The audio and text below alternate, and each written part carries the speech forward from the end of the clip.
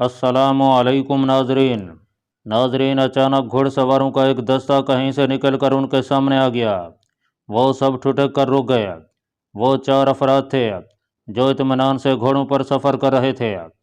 पहाड़ी रास्ता ख़त्म होने वाला था और सामने हमवार मैदान साफ दिखाई दे रहा था कि किसी नामालूम मकाम से यह घुड़सवार दस्ता वारद हुआ। कौन हो तुम लोग और इस तरफ क्या कर रहे हो? घुड़सवार दस्ते में से एक शख्स तहक्कुमाना लहजे में चीखता हुआ बोला। उसके चेहरे पर शकूक व शाबाश से शिकनें पड़ी दिखाई दी। हम मुसाफिर हैं और अर्ज़ रूम से वापस लौट रहे हैं। एक शख्स धीमे अंदाज में बोला। मुसलमान हो? सवाल किया गया। अल्हम्दुलिल्लाह, हम चारों मुसलमान हैं। वो शख्स दोबारा बोला। कहाँ के रहने वाले हो? तुम लोग यूं दुरुस्तगी से सवाल पर सवाल किए जा रहे हो। पहले अपने बारे में तो बताओ कि तुम कौन हो और हमारा रास्ता क्यों रोका गया है। एक शख्स किसी कदर नागवारी से बोला। तुम्हें हमारे जिस्म पर मौजूद लिबास नहीं दिखाई दे रहा? वो तेज लहजे में बोला। इस लिबास से क्या होता है? लुटेरे और राहजन भी पहन सकते हैं। वो शख्स तंजिया मुस्कराया। ऐ शख्स, अपनी हसीयत से बहर मत फलांगो। तुमसे जो कुछ पूछा जा रहा है सिर्फ उसी का सीधी तरह जवाब दो। घोड़सवार दस्ते में एक सिपाही ने तंबीह करते हुए कहा। पहले तुम्हें यह बताना पड़ेगा कि हमारा रास्ता क्यों रोका गया है। वो शख्स अकड़ सा गया। मुझे तुम लोग मशकूक लगते हो। दूसरा, तुम्हारी मुसाफत का रास्ता सही नहीं है। पहला घुड़सवार बोला। वो शायद इन बातों में उलझना नहीं चाहता था। जब हमने बताया कि हम सब मुसाफिर हैं और अर्ज़ रूम से आ रहे हैं तो फिर शक वाली क्या बात है? उन चारों में से एक नरम लहजे में बोला।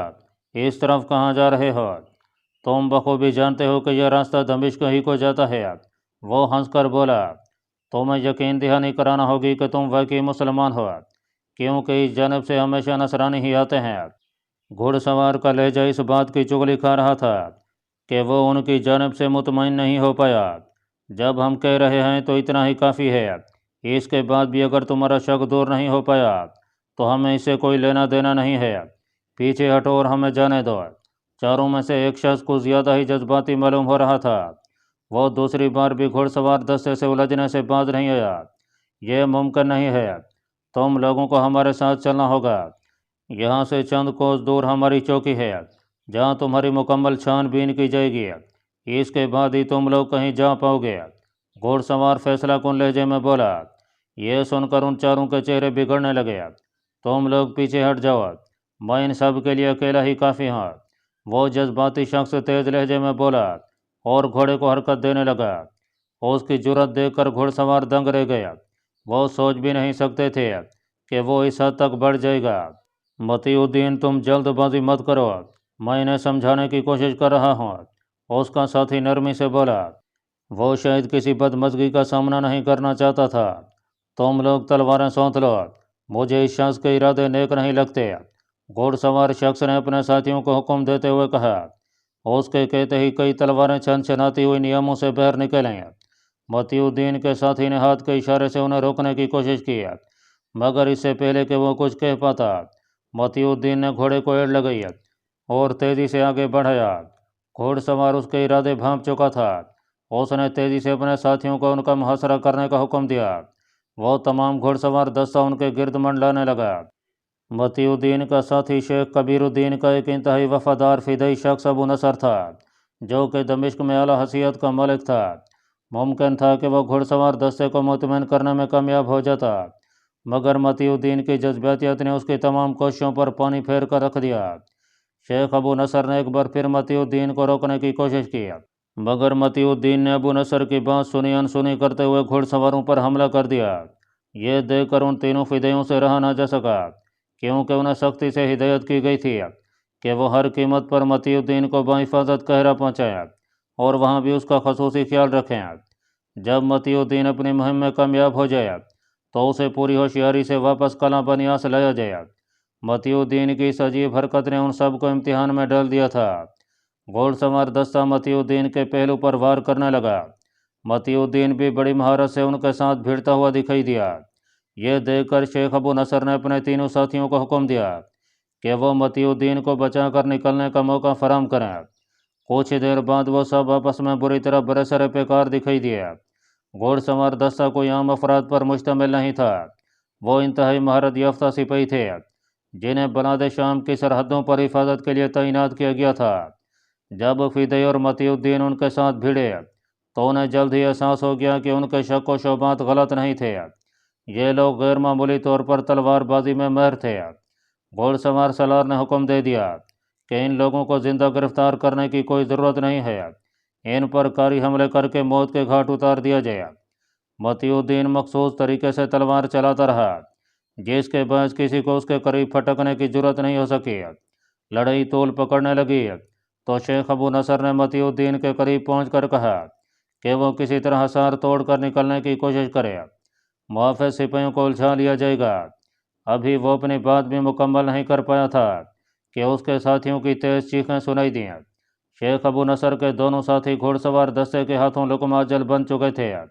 یہ دیکھ کر شیخ ابو نصر کے پسینے چھوٹ گئے، وہ اپنی موت کو بالکل اپنی آنکھوں کے سامنے دیکھ رہا تھا۔ اس پر چھانے والی ہیبت ہی اس کے لیے موت کا پیام لے کر اور ایک سپاہی کا ہاتھ جو گھوما تو اس کا سر گردن سے الگ ہوتا ہوا اڑتا ہوا دور جا گرا۔ اب متی الدین تنہا رہ گیا تھا۔ شیخ ابو نصر کی موت دیکھ کر اس کے چہرے پر گہری مسکراہٹ پھیل گئی۔ اس نے سپاہیوں کو لڑائی بند کرنے کا اشارہ کیا، وہ اب کسی قسم کی جرحیت کا مظاہرہ نہیں کر رہا تھا۔ گھوڑ سوار سالار اس کے متضاد رویے پر دم بخود رہ گیا، جانے اس کے دل میں کیا خیال آیا کہ اس نے تیز آواز سے حملے بند کرنے کا حکم دیا۔ گھوڑ سوار سالار مستفسرانہ نگاہوں سے متی الدین کی جانب دیکھ رہا تھا، جو کہ دھیمی سی مسکراہٹ سے اپنے ساتھیوں کے لاشیں دیکھنے میں مشغول تھا۔ ناظرین، سلطان رکن الدین بیبرس شقیق ارنون کی پہاڑی سے سیدھا نیچے اترا اور ایک بار پھر سور کی جانب بڑھا۔ صلیبی جنگجوؤں تک ایک اور اہم قلعے کے سقوط کی اطلاع پہنچ چکی تھی۔ وہ ثقیف ارنون کی فتح کی خبر سن کر سناٹے میں رہ گئے، کیونکہ وہ اسے سب سے زیادہ مضبوط اور مستحکم قلعہ سمجھتے تھے۔ یہ فتح ان کے لیے بڑی مہلک ثابت ہوئی، کیونکہ صلیبی سپاہیوں میں نامعلوم سا خوف و ہراس پیدا ہو چکا تھا اور وہ اسلامی لشکر کا سامنا کرنے سے گریز کرنے لگے۔ صلیبی سرداروں نے اس پیچیدہ صورتحال سے نبٹنے کے لیے جوشیلے پادریوں اور بشپ کی خدمات حاصل کیں اور سپاہیوں کو واعظ بھی سنائے گئے تاکہ ان کے اندر اس مقدس لڑائی کا جذبہ پیدا کیا جا سکے۔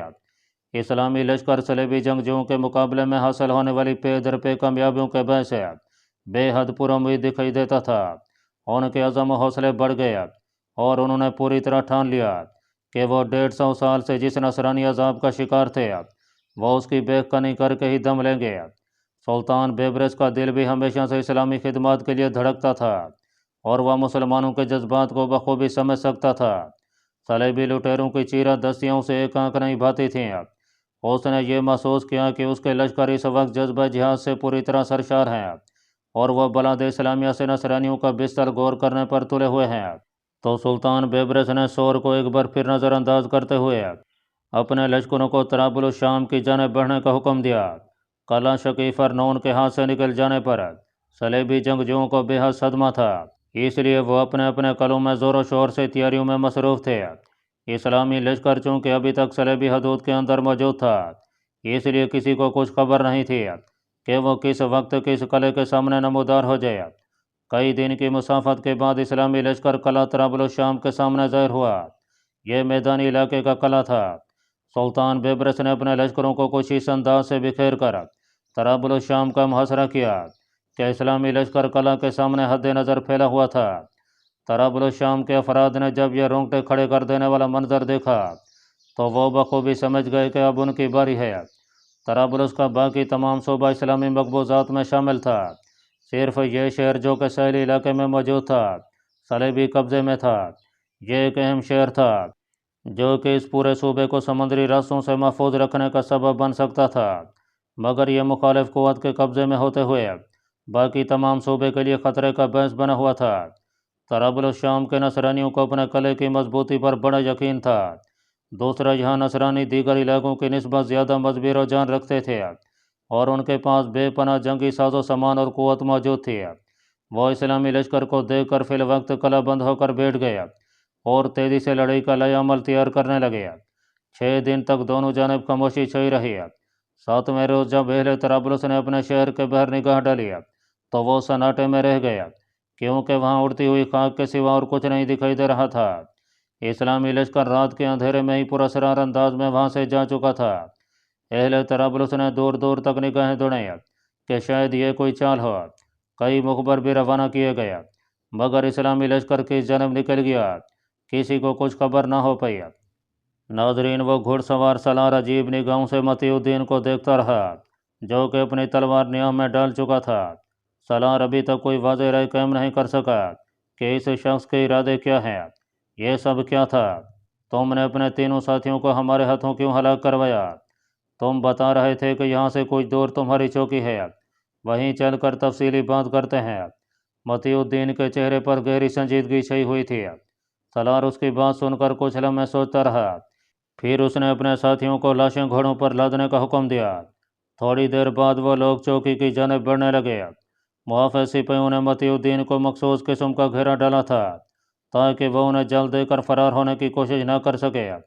متی الدین ان کے اس محاصرے سے بالکل لاپرواہی دکھائی دیا۔ کچھ ہی دیر بعد وہ سب لوگ عسکری چوکی تک پہنچ گئے۔ یہاں بڑے بڑے خیمے لگے ہوئے تھے۔ سالار نے متی الدین کو دوسرے سپاہیوں کے نرغے میں دیتے ہوئے باقی محافظوں کو واپس اپنے مقامات پر لوٹنے کی ہدایت کی۔ اس دوران متی الدین کی جامع تلاشی لی گئی اور اسے تلوار اور خنجر لے لیے گئے۔ متی الدین بالکل خاموش تھا، جبکہ سالار اس کی اسراریت پر مخمصے کا شکار تھا۔ کچھ ہی دیر تک رسمی کارروائی مکمل ہو گئی تو سالار نے اسے بیٹھنے کا اشارہ کیا۔ وہ اطمینان سے ایک بڑے سے پتھر کے بینچ پر بیٹھ گیا۔ میرا خیال ہے کہ تمہیں اب کھل جانا چاہیے، کیونکہ صرف میرا تجسس ہی تمہاری زندگی کا ضامن ہے، ورنہ میرے سپاہی یقیناً تمہارے ساتھ یہ آسان سلوک نہ کرتے۔ سالار بولا، میرا نام متی الدین ہے، جیسا کہ تمہیں تھوڑی دیر پہلے معلوم ہو گیا ہوگا۔ متی الدین مسکرا کر بولا، جس پر سالار کے پپوٹے سکڑ گئے۔ میں اردو زرعی کا رہنے والا ہوں اور وہاں اہم شاہی منصب پر فائز ہوں۔ یہ کچھ ماہ پیشتر کی بات ہے کہ مجھے دربار شاہی کی جانب سے حکم ملا کہ میں کچھ ساتھیوں کے ساتھ ایک سفارت مرتب کروں اور دربار خلافت کا رخ کروں۔ میں اس سلسلے میں سرائے سے روانہ ہوا اور دربار خلافت کی طرف آ رہا تھا کہ شامی سرحد پر میرے مختصر قافلے کا گھیراؤ کر لیا گیا اور کچھ راہزنوں کے ساتھ ہماری جھڑپ ہو گئی۔ میں نے بہتری کوشش کی کہ انہیں چکمہ دے کر نکل جاؤں، مگر وہ بے حد ہوشیار ثابت ہوئے۔ میرے کئی ساتھی مارے گئے اور مجھے پکڑ کر بے ہوش کر لیا گیا۔ مجھے جب ہوش آیا تو خود کو ایک تاریک زندہ خانے میں موجود پایا۔ میرا سامان بھی میرے پاس نہیں تھا۔ ان لوگوں نے میرے سامان کی تلاشی لی تو انہیں بآسانی وہ مراسلہ بھی مل گیا جو کہ میں دربار خلافت کے لیے سرائے سے ساتھ لایا تھا۔ انہیں جب میری حیثیت کے بارے میں معلوم ہوا تو وہ مجھے ایک خاص کمرے میں لے گئے۔ وہاں پہنچ کر مجھے معلوم ہوا کہ وہ لوگ در حقیقت فدائی تھے۔ ان کے بارے میں میری معلومات کچھ زیادہ نہیں تھیں۔ انہوں نے مجھے آزاد کرنے اور میرا سامان لوٹانے کا عندیہ دیا، جس پر میں بے حد حیران ہوا۔ میری حیرانگی زیادہ دیر تک برقرار نہ رہ پائی، کیونکہ انہوں نے یہ فرمائش کی کہ میں ان کے فدائیوں کو اپنے ساتھ لے کر دربار خلافت لے جاؤں۔ میں ان کا مقصد سمجھ نہیں پایا کہ وہ میرے ذریعے دربار خلافت میں کیا مطلب چاہتے ہیں، لہٰذا میں نے صاف انکار کر دیا۔ اس انکار کی بنا پر انہوں نے مجھے دوبارہ طریق زندہ خانے میں پھینک دیا۔ مجھے معلوم نہیں کہ میں کتنے ماہ تک وہیں قید رہا۔ ایک دن میری ہمت جواب دے گئی تو میں نے شور مچا کر انہیں اپنی جانب متوجہ کیا اور ان کا مطالبہ صرف اس شرط پر ماننے کا اقرار کیا کہ وہ مجھے حقیقت بتا دیں تو میں انہیں اپنے ساتھ دربار خلافت لے جاؤں گا۔ انہوں نے مجھے فریب دیتے ہوئے جو کچھ بیان کیا وہ کچھ واضح نہیں تھا۔ میں تو زندہ سے نکل کر آزاد فضا میں آنا چاہتا تھا، اس لیے میں نے ان کی تمام شرائط مان کر فدائیوں کو اپنا ساتھی بنایا اور پھر وہاں سے روانہ ہوا۔ باہر نکلنے پر مجھے معلوم ہوا کہ جس جگہ مجھے رکھا گیا تھا وہ کوئی بہت بڑا قلعہ تھا۔ میں بخوبی سمجھ گیا کہ یہ لوگ کوئی ناپاک ارادہ رکھتے ہیں اور میری وسوسہ سے خلیفۃ المسلمین کو کوئی نقصان پہنچانا چاہتے ہیں۔ میں موقع کی تلاش میں تھا کہ کسی طرح ان سے پیچھا چھڑا لوں، کیونکہ ان کی موجودگی میں کوئی حرکت نہیں کر سکتا تھا۔ تم لوگوں کو دیکھ کر میں نے شکر کا کلمہ پڑھا اور جان بوجھ کر تم پر حملہ کیا تاکہ ان فدائیوں سے میری خلاصی ہو سکے۔ متی الدین نے اپنی بات ختم کی تو سالار کسی سوچ میں ڈوبا ہوا دکھائی دیا۔ تمہاری حرکت سے تو ایسا ہی معلوم ہوتا ہے کہ تم صحیح کہہ رہے ہو، مگر تمہاری جامع تلاشی سے کوئی ایسی چیز برآمد نہیں ہو پائی جو کہ اس بات کی آماذی کرتی کہ تم واقعی اس رائے سے آئے ہو اور دربار خلافت کوئی پیغام پہنچانا چاہتے ہو۔ سالار کسی قدر توقف سے بولا، میں جانتا تھا کہ تم یہی سوال کرو گے۔ میرا تمام سامان اس قلعے میں موجود ہے جہاں میں مقید تھا، البتہ وہ شاہی مراسلہ جو میں سرائے سے ساتھ لایا تھا وہ شیخ ابو نصر کے پاس موجود ہے۔ اس نے قلعے سے چلتے ہوئے مجھے دکھایا تھا اور کہا تھا کہ یہ مجھے دربار خلافت میں دے دیا جائے گا۔ متی الدین نے سر بریدہ لاش کی جانب اشارہ کر کے کہا۔ سالار نے ایک سپاہی کو ہدایت کی کہ وہ ان تینوں لاشوں کے لبادوں کا اچھی طرح جائزہ لے اور جو کچھ ان میں موجود ہے وہ سب نکال کر یہاں لے۔ کچھ دیر دونوں جانب خاموشی چھائی رہی۔ کچھ دیر بعد سپاہی واپس لوٹا تو اس کے ہاتھ چند چیزیں تھیں، مگر ان میں ایسا کوئی شاہی مراسلہ موجود نہیں تھا جو کہ متی الدین کی بات کو سچ ثابت کر سکتا۔ سالار نے ان چیزوں کا اچھی طرح جائزہ لیا تو اسے یہ بات معلوم ہو گئی کہ وہ تینوں خدی ہی تھے۔ ان کے پاس مخصوص دعائیں برآمد ہوئی تھیں جن میں سے ایک عارضی جنت کے متعلق تھی۔ صرف یہی چیز ان کے فدائی ہونے کا ثبوت فراہم کر رہی تھی۔ متی الدین، تمہارا کہنا ہے کہ مراسلہ ان کے پاس موجود ہے، مگر ان سے ان اشیاء کے علاوہ اور کچھ برآمد نہیں ہوا ہے۔ اب بتاؤ کہ میں تمہاری بات پر کیسے یقین کر سکتا ہوں، حالانکہ میں یہ بھی دیکھ چکا ہوں کہ تم ایک اچھے ماہر شمشیر زن بھی ہو۔ سالار کا لہجہ شکوک و شبہات سے بھرا ہوا تھا۔ میرے پاس اپنی سچائی ثابت کرنے کے لیے کچھ بھی باقی نہیں بچا۔ اب تمہاری مرضی ہے، تم جو چاہو سلوک کر سکتے ہو۔ متی الدین سر جھکا کر مغموم انداز میں بولا۔ سالار اس کی بات سن کر تذبذب کا شکار ہو گیا۔ کچھ دیر بعد وہ خود ہی فیصلہ کر کے بولا، اگر تمہیں سپاہیوں کی حفاظت میں دربار خلافت پہنچا دیا جائے تو کیا تم وہاں اپنی حیثیت ثابت کر سکو گے؟ سالار گہری نگاہوں سے اس کی جانب دیکھ رہا تھا۔ میں کوشش کروں گا کہ وہاں مجھے کوئی اپنا مل جائے تاکہ میری شناخت ہو سکے، کیونکہ سرائے کے بے شمار لوگ آج کل وہاں آباد ہیں۔ متی الدین نے یقینی انداز میں امید ظاہر کی۔ ٹھیک ہے، میں تمہاری بات پر اعتماد کر کے تمہیں قاہرہ روانہ کیے دیتا ہوں، مگر تم دربار خلافت براہ راست نہیں جا پاؤ گے، کیونکہ اس کے لیے تمہیں امیر فخر الدین لقمان سے ملنا ہوگا، جو کہ سلطان محترم کا خاص معتمد ہے۔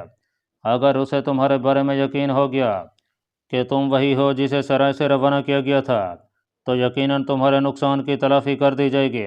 اگر تم اسے یقین دلانے میں ناکام رہے تو تمہاری زندگی کی کوئی ضمانت نہیں ہے، سالار نے کھل کر بتا دیا۔ متی الدین نے کچھ لمحے سوچنے کے بعد اس کی پیشکش پر آمادگی ظاہر کی۔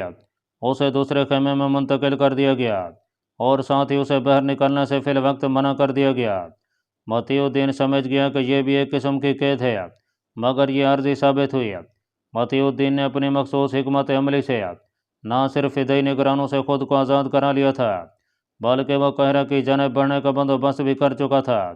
اس کی منزل صرف اور صرف قاہرہ تھی۔ فدائی افراد کو ہلاک کرانے کے پیچھے اس کی مخصوص طبیعت کا دخل تھا، کیونکہ وہ اپنی کسی بھی مہم میں نگرانی تو کسی قیمت پر برداشت نہیں کر سکتا تھا۔ متی الدین اپنے تئیں یہ ارادہ کر چکا تھا کہ وہ تنہا دربار خلافت میں نہ صرف مہم کی تکمیل کرے گا بلکہ خلیفہ کا سر کاٹ کر ہمراہ لے جائے گا اور اسے شیخ کبیر الدین کے قدموں میں پھینک کر اسے جتا دے گا کہ اس کی صلاحیتیں ابھی زنگ آلود نہیں ہوئیں۔ پھر کس بنیاد پر شیخ کبیر الدین گل وقوز کو اس کے حوالے نہیں کرے گا؟ اسے گل وقوز ہر قیمت پر متی الدین کو واپس دینا ہی ہوگی۔ ناظرین، سلطان رکن الدین بیبرس نے آغاز شب پر جب اچانک محاصرہ ختم کرنے کا حکم جاری کیا تو سب لوگ حیران رہ گئے۔ اسلامی لشکر نے اپنے سلطان کا حکم بجا لانے میں ذرا سی بھی کوتاہی نہیں کی۔ نصف شب سے قبل ہی خیمے اکھاڑ لیے گئے اور سفر کی تیاری مکمل ہو گئی۔ سلطان طرابل الشام کو چھوڑ کر شمال کی جانب روانہ ہو گیا۔ تیز رفتاری سے سفر کرتا ہوا وہ اگلے چند دن بعد انطاکیہ کی سرحدوں پر نمودار ہوا۔ اتفاق کی بات تھی کہ انطاکیہ کا حکمران بہمنڈ شقیف ارنون کی فتح کی خبر سن کر ان دنوں دوبارہ عرض نوبہ کے شاہ ڈیوڈ کے پاس روانہ ہو چکا تھا۔ اس کا مقصد سابقہ سلسلہ گفتگو کو از سر و نو شروع کر کے اسلامی لشکر کے خلاف کوئی واضح منصوبہ سازی تیار کرنا تھا۔ انطاکیہ ایک لاطینی ریاست تھی جو کہ صلیبی شرپسندوں کو باقاعدہ مدد اور رسد فراہم کرتی تھی۔ بقول مورخ ابو الفدا کے یہ ریاست انتہائی شریر اور کمینہ خصلت صلیبیوں سے معمور تھی اور گزشتہ 170 برس سے اپنی بیہودہ حرکات کے باعث مسلمانوں کو بار بار دعوت مبارزہ دے رہی تھی۔ یوں تو انطاکیہ ہر زمانے میں ایک بڑا مشہور شہر رہ چکا تھا اور نصرانیوں کے نزدیک یہ شہر متبرک تھا۔ انطاکیہ کی ریاست کئی سو مربع میل پر محیط تھی اور خود انطاکیہ کا برونق شہر ایک نہایت مستحکم دوہری فصیل کے اندر دریائے مقلوب کے کنارے صدیوں سے موجود تھا۔ اس شہر میں عیسائیوں کے کئی مقدس مقامات، عظیم گرجے اور مضبوط قلعے تھے۔ اس شہر کی حفاظت کے لیے ہر وقت 2 لاکھ سے زائد اعلیٰ درجے کے مہارت یافتہ صلیبی جنگجو موجود تھے، اور عسکری تربیت سے آراستہ مقامی نصرانیوں کی ایک کثیر تعداد بھی ان کی پشت پر موجود رہتی تھی۔ اہل انطاکیہ کے وہم و گمان میں بھی یہ بات نہیں تھی کہ سلطان بیبرس کبھی ان کا رخ کرے گا۔ انطاکیہ تو صلیبی مقبوضات سے کافی فاصلے پر موجود تھا۔ جب انہوں نے انطاکیہ کے گرد مسلمان مجاہدین کا ٹھاٹھے مارتا ہوا سمندر دیکھا تو وہ حیران و پریشان دکھائی دیا۔ سلطان بیبرس نے اس مشکل ترین دور میں نہایت ہی کٹھن قدم اٹھایا تھا۔ عالم اسلام ابھی اپنی عرض سلطنت سے دشمنان اسلام کا خاتمہ نہیں کر پایا تھا کہ سلطان بیبرس تمام لشکر لے کر بلاد اسلامیہ سے دور انطاکیہ پہنچ گیا تھا، جہاں خطرات بے حد زیادہ تھے۔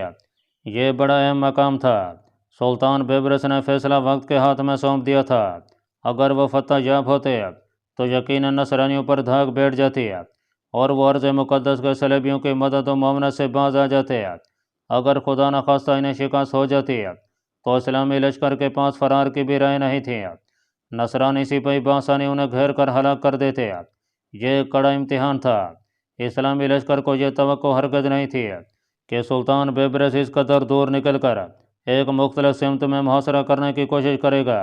یہ سراسر اسلامی سلطنت سے تجاوز تھا، جسے مورخین نے بہت سخت الفاظ میں بیان کیا ہے۔